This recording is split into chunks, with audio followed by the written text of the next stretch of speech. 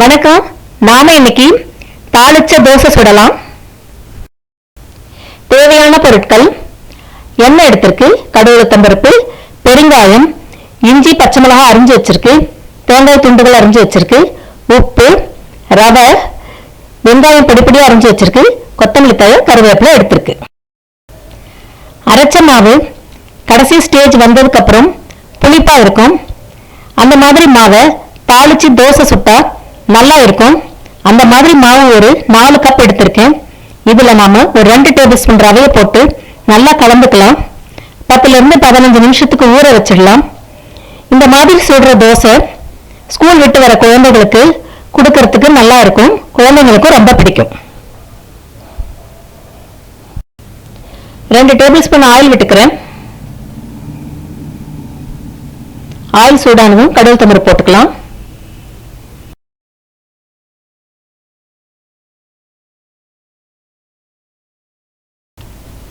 கடுகு பொரிஞ்சதும் ஸ்டவ் சிம்மில் வச்சுட்டு அரிஞ்சு வச்ச பச்சை மிளகாய், இஞ்சியை சேர்த்து வதக்கிடலாம். இப்ப நம்ம கருவேப்பிலை சேர்த்துடலாம்.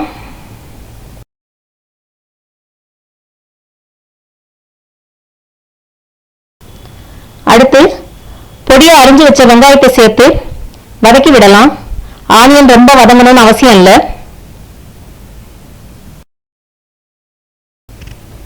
வெங்காயம் இந்த அளவுக்கு வதங்கினா போதும். இப்ப நம்ம தேங்காய் துண்டு சேர்த்துடலாம். பெருங்காயம்,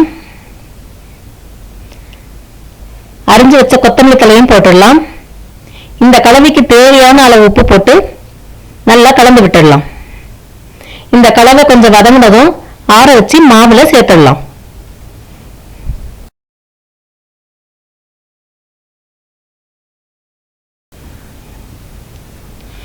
இப்போ தாளிச்ச வெங்காய கலவை ஆறிடுச்சு. இதை நாம தோசை மாவுல கொட்டிக்கலாம். நல்லா கிளறி விட்டு ஒரு 5 நிமிஷத்துக்கு மூடி வச்சிடலாம். மாவை தோசை ஊத்துற பதத்துக்கு தேவைப்பட்டா கொஞ்சம் தண்ணி விட்டு கலந்துக்குங்க.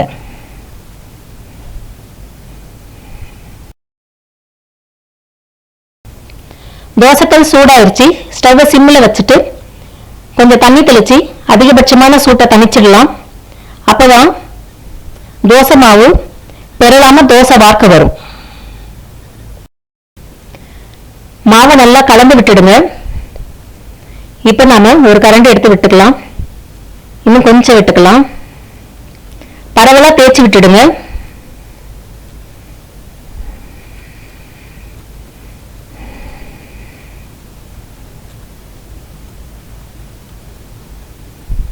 இந்த தோசைக்கு ஆயில் கொஞ்சம் கூட இருந்தா நல்லா இருக்கும்.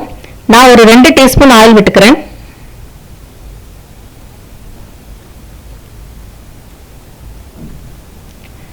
ஸ்டவ் கொஞ்சம் மீடியம்ல வச்சு தோசையை வேக விடலாம்.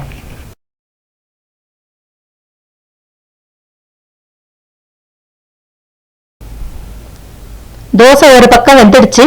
இப்ப நாம திருப்பி போட்டுக்கலாம்.